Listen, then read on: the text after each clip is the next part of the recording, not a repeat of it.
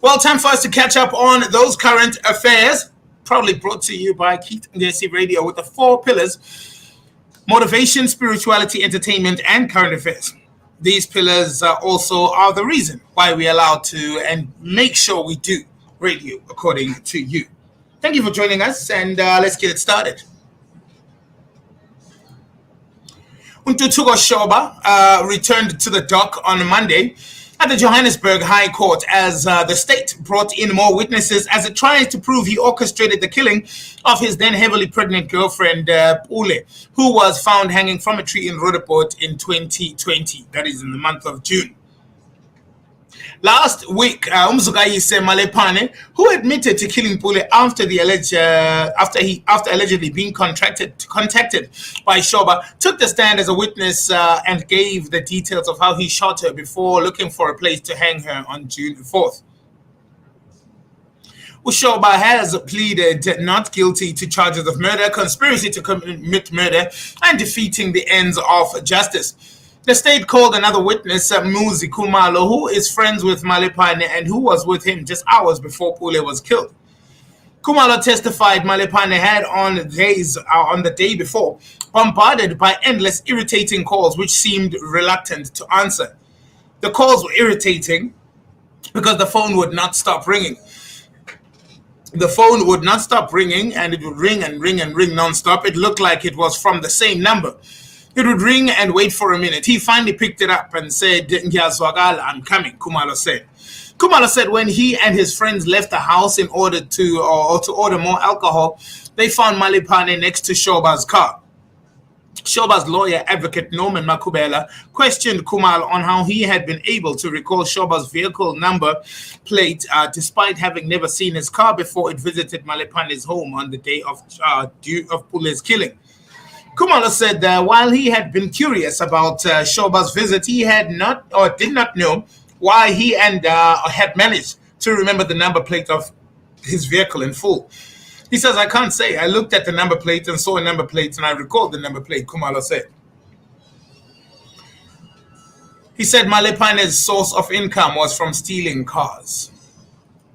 No honor amongst thieves, guys. Eventually, it all comes crashing down. Herman Mashaba has officially thrown in the towel as Joburg councillor. In a surprising move, Herman Mashaba has announced his official resignation from the post as councillor or speaker to the city of Johannesburg.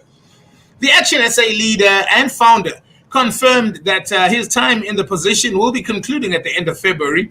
In a statement confirming the move, Mashaba explained that he had been overseeing the establishment of the city's local government. Following the establishment of the coalition government in Gauteng after 2021 local government elections, I took the approach of overseeing the first few months with a view to getting Action SA set in the council. Former mayor satisfied with Joburg governance, Mashaba says he is pleased with the caliber of individuals serving the region and explained that time has come for him to hand over his reins. Now that Action SA caucus is settled and our MMCs are actively pursuing programs, the service delivery in Joburg, it's time for me to step back and allow someone else the opportunity to gain the critical local government experience. So, could an outsider be the likely candidate for ANC presidency? Unlikely, but it's not impossible. Some may believe that being an outsider is a quicker and easier route to power than having to spend years in the ANC structures. With the ANC's leadership election looming at the end of the year and widespread dissatisfaction overwhelming the nation, it appears that there are calls for candidates outside of the formal politics to enter the stage. While this signals unhappiness with the state of the ANC and other formal political parties, it also ignores the very reason that we have within our political structures. Simply put, changing the leadership does not guarantee any other change. So deep in the general unhappiness with the current situation, those that call these are likely to grow up along the temptations for certain people to answer them. The play for parachuting into a position in national leadership could now be more open than before. Last week, Sandile Zungu, the billionaire owner of Amazulu Football Club, confirmed that he had been approached to contest for the position of leader of the ANC in KZN. In December last year, Duduzane Zuma, the son of former President Jacob Zuma, won the chairman of the branch of the ANC in Durban. Meanwhile, there have been calls, persistent calls, for billionaire President Patrice Motsepe to run for president. Late last year, one group went public claiming that he was the one panacea for the ANC's problems. So, a former passenger rail agency of South Africa, PRASA head, has been convicted on 3 charges of fraud for lying about his qualifications. Daniel Mtimkulu appeared in the Johannesburg Specialized Crime Court on Monday. He was originally facing 9 charges criminally for allegedly misrepresenting his qualifications to PRASA. He claimed to have acquired a master's degree from the Wits University as well as a doctorate in engineering management in Germany. The charges emanating from his misrepresenting his qualifications to PRASA as a result of misrepresentation, the agency suffered prejudice in that Ntimkulu's annual salary rose from 1.6 million to 2.8 million. Now, the regional magistrate will be taking over the case from the 24th of February to begin sentencing. Good. In the last week, irregular steps taken to victimize Machopeni have multiplied with the CEO Madoda Mxakwe acting beyond his powers and dismissing her because of a breakdown of trust.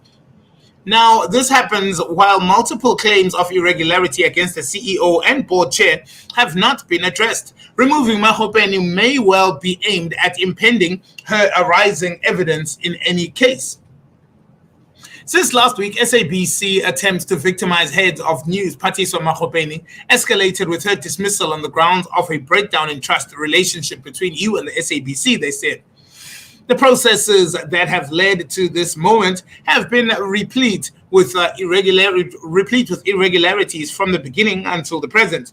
Before charges were laid, the SABC disciplinary code lays down that there must be an investigation. Such an investigation ought to be aimed at finding out who bore responsibility for the illegal airing of an interdicted program of special assignment for which Machopeni was charged and convicted. Had the investigation taken place, it would have found out where the problem lay, and given the location of Machopeni and her relationship to the department that loads programs, it would not have been possible for an investigation to lay the blame on her. And it is 29 minutes now before 10 o'clock. The CEO of oil giant Total met with Mozambique's President Nyusi on Monday. His visit aimed at relaunching the gas production project suspended last year. Mozambique's President Filipe Nyusi met with French Patrick Pouyan on Monday. The CEO of Total's visit aimed at relaunching the gas production project suspended last year following a jihadist attack in March 2021.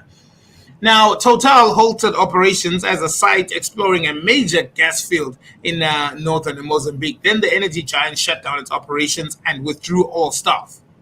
The gas project was worth more than $15 billion, but the gas-rich Cabo Delgado province has been battered by jihadist insurgency since 2017. The violence has so far killed 2,600 people and displaced nearly 700,000.